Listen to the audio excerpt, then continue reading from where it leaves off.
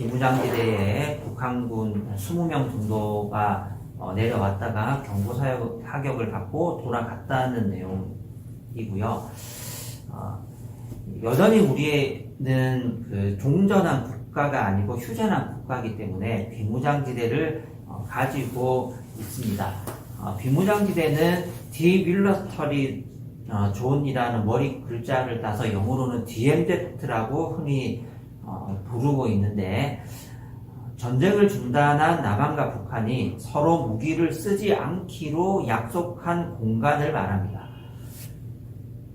남측의 비무장지대는 서울 면적의 한 0.7배 정도 되고요. 민간인 통제선, 민통선까지 포함을 하면 서울과 비교해서 2.7배의 면적을 가지고 있습니다. 굉장히 넓은 구역입니다. 그 넓은 구역이 어떤 개발도 하지 못하고 군사적으로도 경제적으로도 관광지로도 그 어떤 것도 하지 못한 채 버려진 채로 방치되고 있는 죽음의 땅, 그 땅이 바로 DMZ인데요. 거기에는 지뢰가 집중적으로 매설되어 있는데 200만 발 이상의 지뢰가 매설이 되어 있습니다.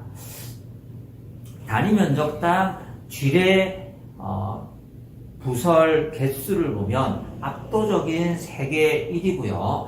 만약에 통일이 돼서 이 지뢰를 남북한에 있는 지뢰를 다 제거를 한다고 치면 한 200년 이상 걸릴 것이라고 합니다.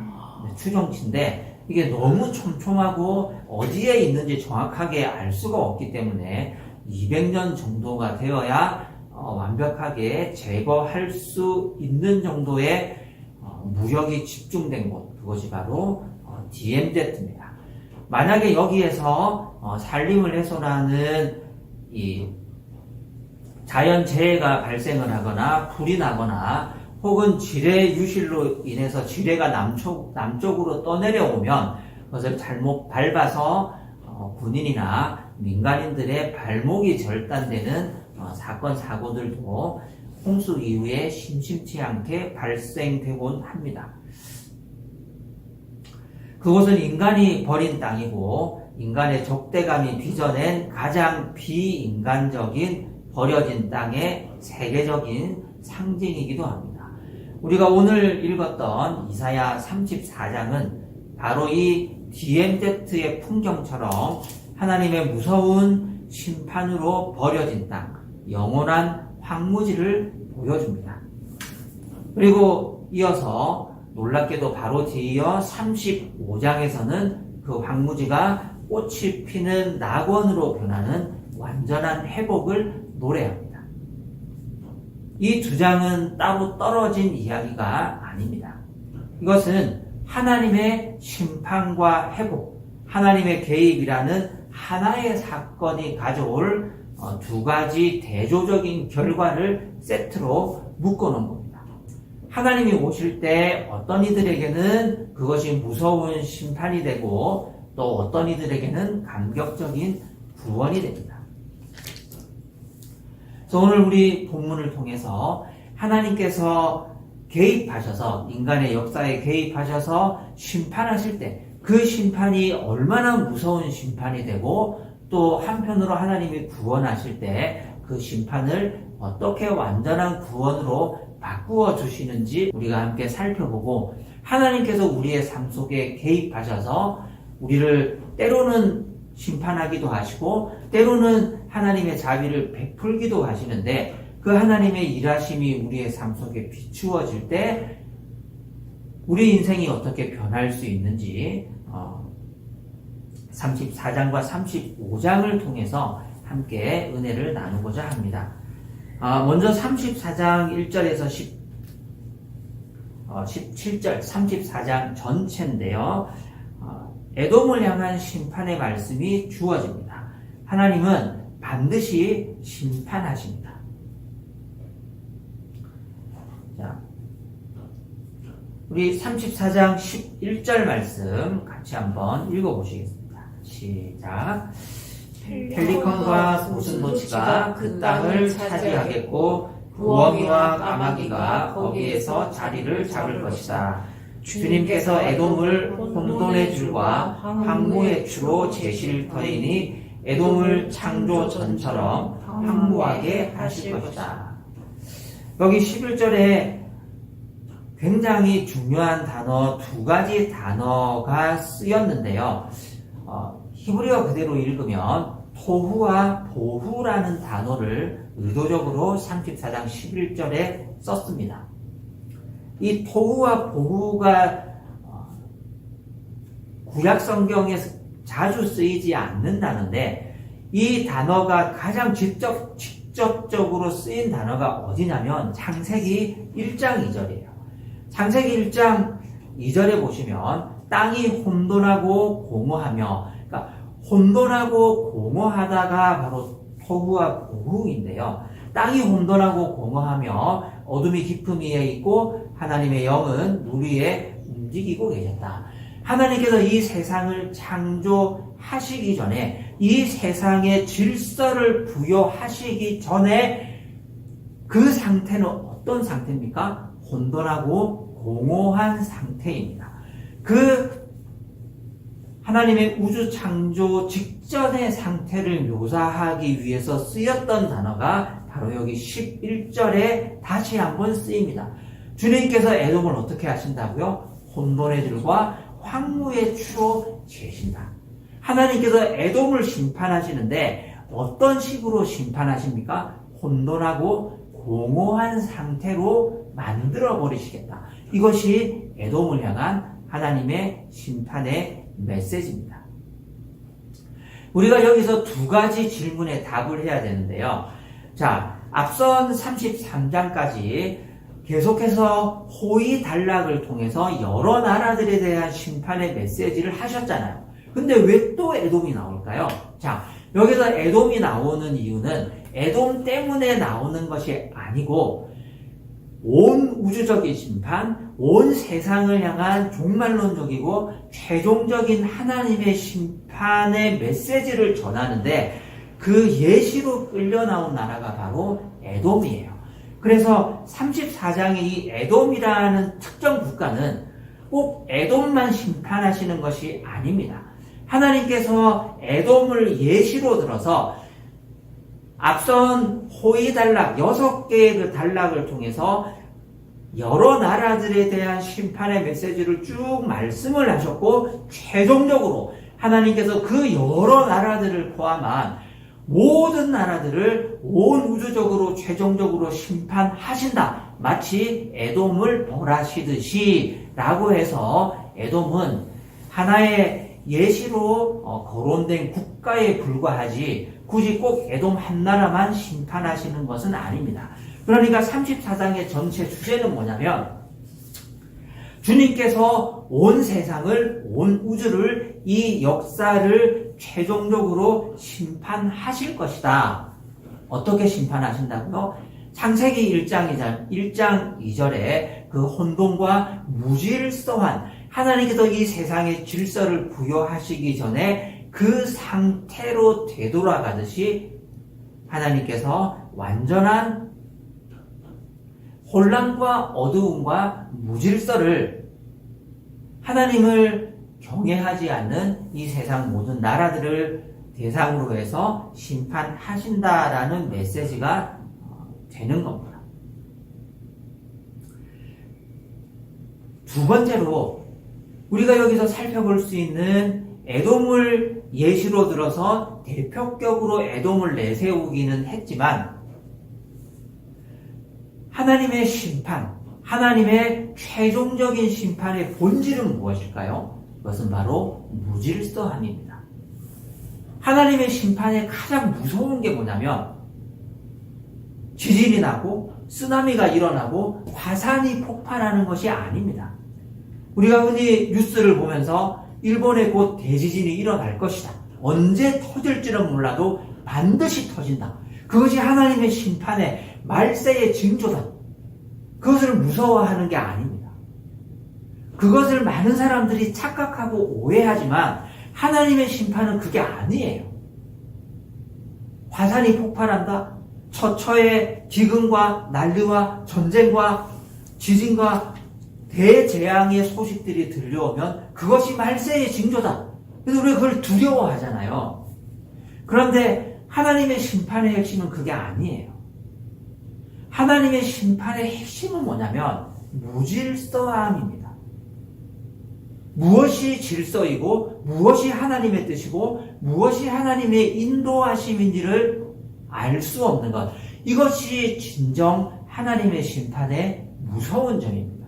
우리의 삶이 흔들리는, 우리의 삶에 하나님의 개입으로 말미암아 하나님이 우리를 심판하신다라고 느낄 때 진정 우리가 두려워해야 될 것은 무엇일까요?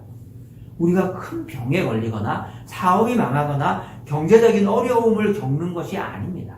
물론 그것이 고통스럽고 참 받아들이기가 싫고 두려운 것은 사실입니다. 절대로 그것이 유쾌한 일은 아닙니다. 그럼에도 불구하고 어떤 질병에 걸리든지 어떤 고난을 겪든지 아무리 우리가 경제적인 고통 속에 있고 육체적인 고통 속에 있고 관계의 어려움 속에 있더라도 주님이 나를 사랑하시고 하나님이 내 인생을 여전히 인도해 주시고 내가 어디로 어떻게 살아가야 할지 그 방향이 분명하게 보인다면 우리는 그것을 견딜 수 있습니다. 우리는 그걸 그렇게 두려워하지 않습니다. 불편하고 고통스럽고 아프고 마음이 상하기는 해도 절망하지는 않는다는 거예요. 진짜 고통스럽고 두려운 것은 무엇입니까? 주님이 나를 버리셨나? 이제 나 어떻게 살아야 되지? 내 인생은 끝인가 보다. 내 삶에 무질서가 찾아올 때 혼돈과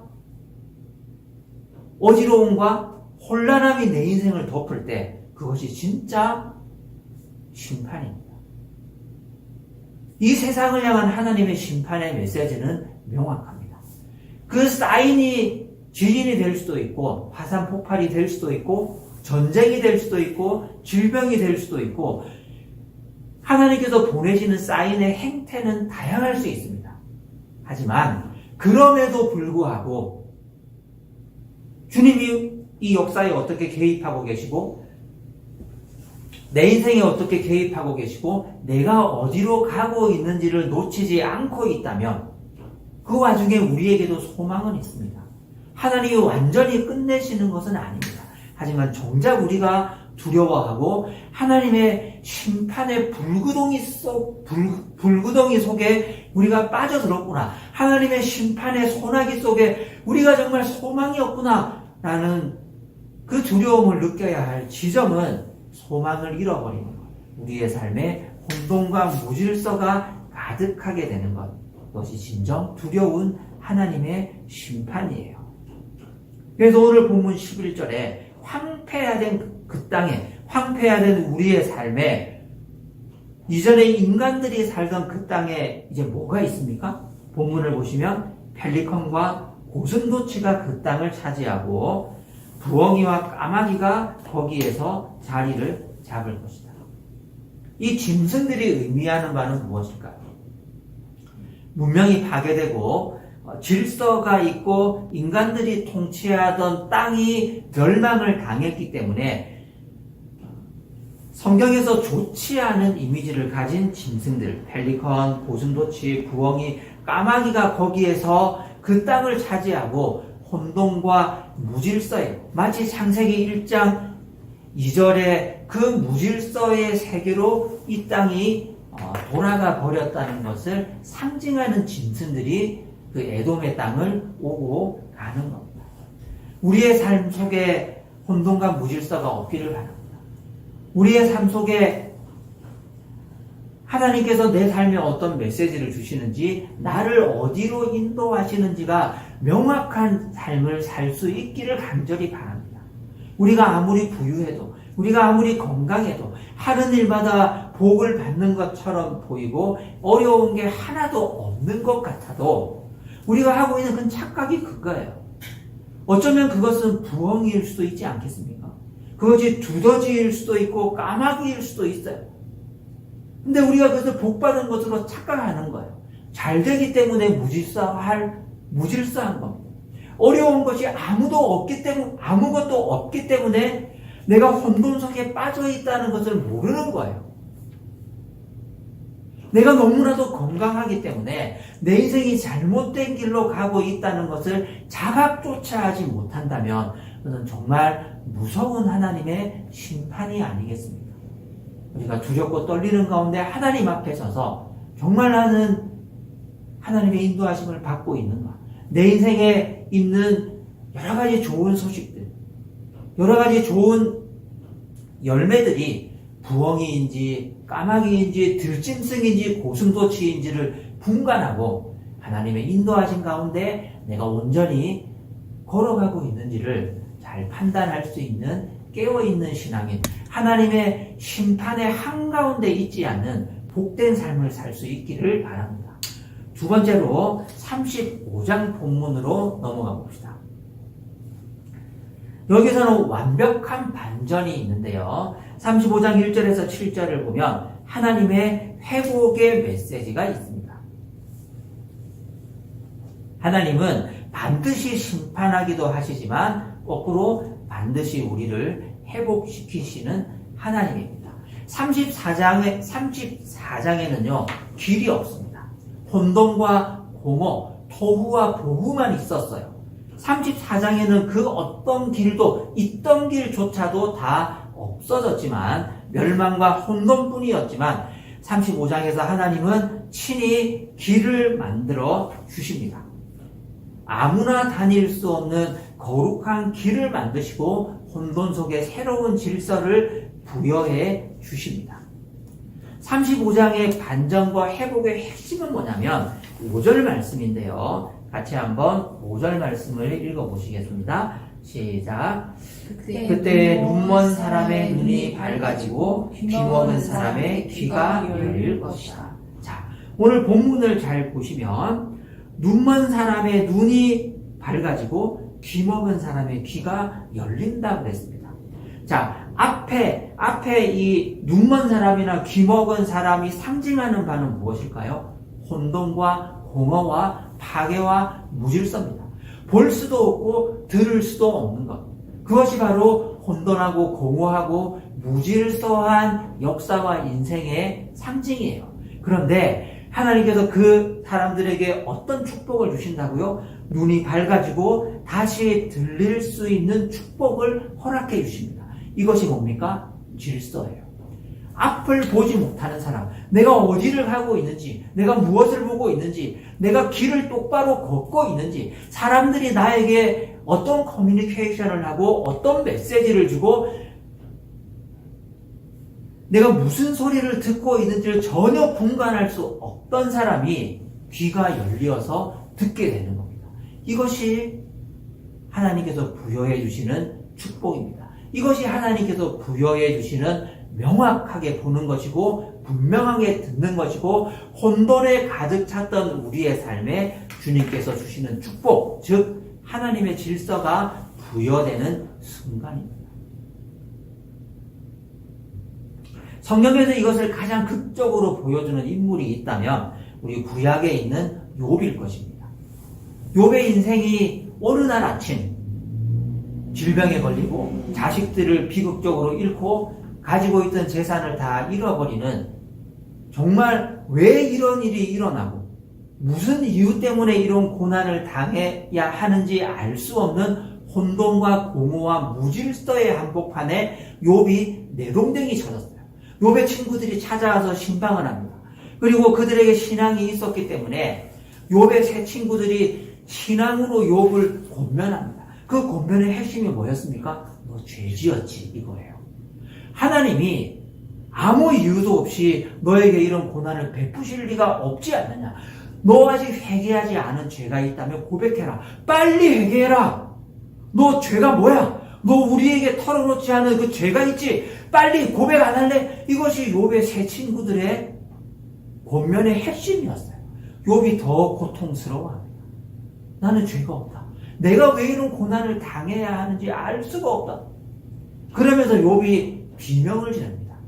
차라리 내가 태어나지 않았으면 더 좋을 뻔했다. 그 욥의 상태는 바로 오늘 35장 5절에 이야기하는 것처럼 눈먼 사람이었고 귀먹은 사람의 상태였습니다. 그러나 이 모든 혼돈이 다 지나가고 난 다음에 욥기 42장 2절에 보시면 욥이 이렇게 주님께 대답합니다.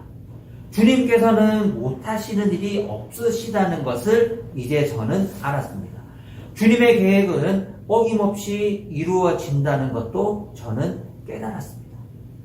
이것이 이 모든 혼돈과 공허와 어두움이 거친 다음에 욥이 눈이 밝아지고 귀가 열린 다음에 하나님께 했던 최초의 고백입니다. 저는 이제 분명히 알았습니다. 저는 이제 알겠습니다. 주님의 계획은 어김없이 이루어진다는 것도 저는 분명하게 깨달았습니다.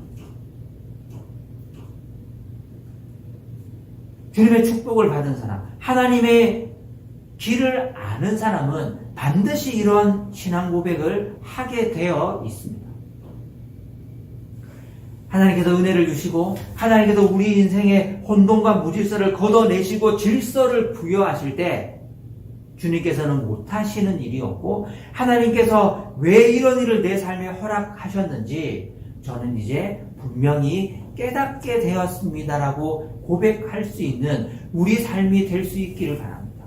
우리 이 지혜와 이 성령의 감화 감동하심과 하나님의 은혜로 말미암아 지나간 우리의 인생도 되돌아보고 다시 재해석할 수 있고 그렇기 때문에 내가 여기까지 올 수 있었고 앞으로 하나님이 나를 이렇게 인도해 가실 것이라는 그 분명한 자기 확신이 있을 수 있기를 간절히 바랍니다. 정말 복받은 인생은 무엇일까요? 정말 하나님의 축복을 받은 인생은 무엇일까요? 그것은 욥기 42장 2절에 욥이 고백했던 것처럼 확신이에요. 신앙의 확신입니다. 분명한 신앙 고백이 있는 겁니다. 주님이 내게 무슨 말씀을 하시는지, 어떻게 내 인생을 인도하시는지, 어떻게 내 인생의 이 작은 역사에 개입하셨는지 자기 확신이 없는 사람, 신앙 고백이 없는 사람, 분명한 자기 선포가 없는 사람은 정말 불쌍한 사람이에요. 하나님이 그 순간에 나를 이렇게 보호하셨고 지금도 나를 이렇게 사랑하고 계시고 앞으로 이런 방향으로 내 인생을 인도하실 것이라고 왜 말을 못합니까? 왜 그렇게 선포하지 못합니까? 왜 그렇게 당당함이 없고 왜 하나님이 내 인생에 하셨던 일과 하고 계신 일과 앞으로 하신 일에 대한 그 확신이 없으신 거예요. 그것이 있어야 됩니다.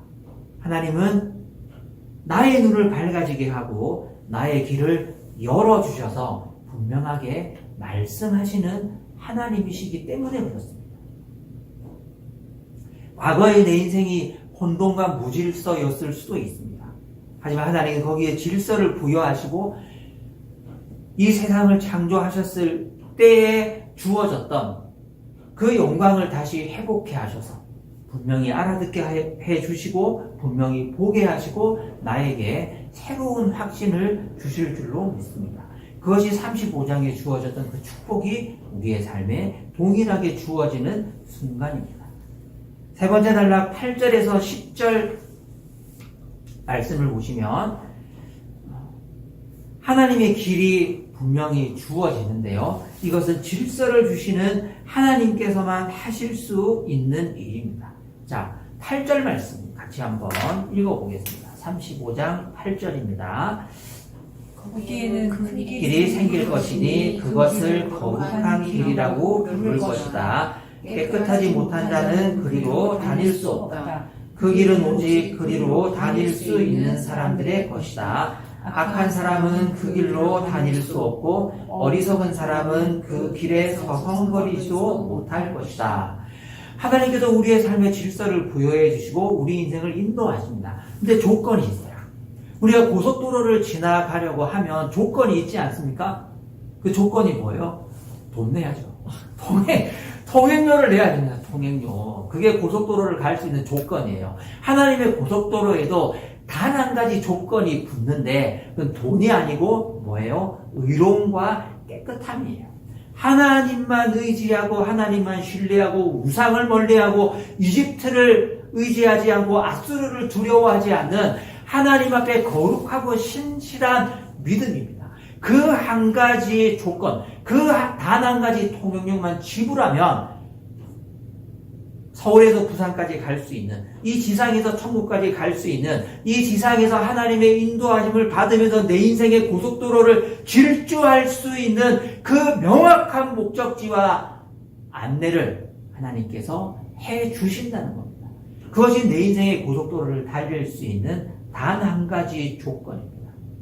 악한 사람은 그 길로 다닐 수 없고 어리석은 사람은 그 길에서 서성거리지도 못할 것입니다. 하나님만 의지하고 하나님만 신뢰할 때 주님께서 주시는 그 명확한 질서와 그 축복이 우리의 삶에 차고 넘치게 될 줄로 믿습니다. 그래서 결과적으로 10절 말씀을 보시면 주님께 속량받은 사람들이 예루살렘으로 돌아올 것이다. 그들이 기뻐 노래하며 시온에 이를 것이다. 기쁨이 그들에게 영원히 머물고 즐거움과 기쁨이 넘칠 것이니 슬픔과 단식이 사라질 것이라고 약속하셨습니다. 우리 인생에 이런 축복이 있기를 바랍니다. 우리의 삶 속에 고통과 근심과 걱정이 사라지고 기쁨이 우리에게 영원히 머물고 즐거움과 기쁨이 넘쳐나고 슬픔과 단식이 사라지는 주님께서 인도하시는 명확한 확신과 그 신뢰가 있기 때문에 이 축복이 차고 넘칠 수 있기를 간절히 바랍니다. 궁극적으로 이 거룩한 길, 우리 인생의 이 고속도로는 무엇을 상징합니까? 바로 예수 그리스도 한 분을 상징합니다. 오직 예수 그리스도라는 이 거룩한 길을 통하지 않고는 35장의 이 영원한 하나님의 시온, 하나님의 고속도로를 달릴 수 있는 자가 아무도 없습니다. 우리의 구원과 우리의 확신은 우리가 잘나서도, 우리가 깨끗해서도, 우리가 정직하고 도덕적인 삶을 살아서가 아니라 그리스도의 피로 죄사함을 받고 구원함을 받았기 때문입니다. 그리고 우리는 그 그리스도가 닦아놓으신 그 보혈로 정결케 하신 그 길 위에 서 있는 사람들입니다. 34장과 35장은 서로 짝을 이루고 있는 완벽한 하나의 시입니다. 그리고 36장부터 산문이 이어지는데요. 바로 히스기야 사건이 연이어서 나옵니다. 34장과 35장은 앞에서부터 계속적으로 이야기했던 여러 나라들에 대한 심판을 마무리하면서 하나님께서 이처럼 모든 나라들을 심판하시고 이 역사에 대한 최종적인 심판을 하실 것이다.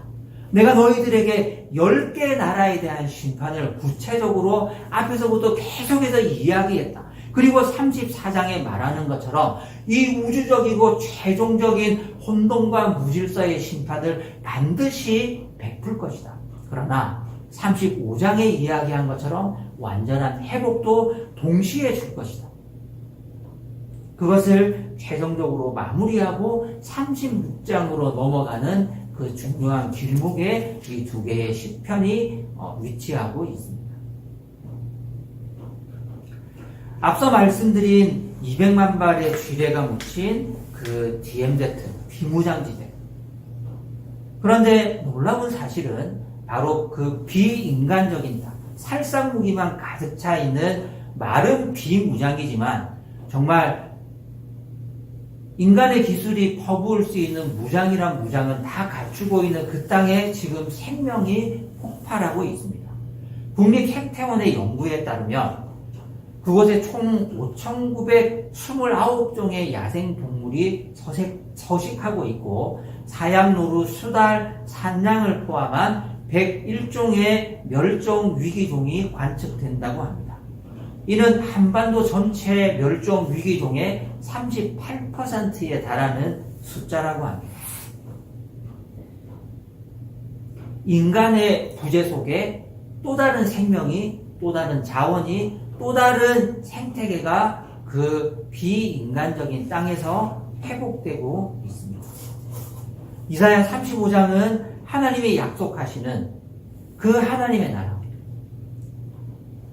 혼돈과 무질서가 없고 하나님께서 부여하시는 새로운 질서가 부여되었을 때 새롭게 회복되게 될, 우리가 누릴 수 있는 그 축복의 생태계를 약속하는 장입니다. 때로는 우리의 삶이 34장의 황무지처럼 느껴질 수도 있습니다. 질병과 경제적인 어려움과 관계적인 단절로 인해서 황폐한 황무지가 되어버렸다라고 느낄 수도 있습니다. 하지만 반드시 하나님께서 새로운 생태계를 만들어주시고 멸종된 줄만 알았던 동식물이 그곳에서 꽃 피어나고 여러 동물들이 찾아와서 목을 축이고 새끼를 치고 번성케 되는 그 기적이 DMZ에 일어나고 있는 것처럼 바로 우리의 삶에도 우리의 인생에도 하나님께서 우리를 거룩한 길 위에 세우시고 슬픔과 탄식을 사라지게 하시고 이 거룩한 길을 믿음으로 담대히 걸어가게 하실 줄로 믿습니다. 그 확신과 축복이 우리의 삶에 다시금 차고 넘칠 수 있는 이 주일이 될 수 있기를 간절히 바랍니다. 찬송가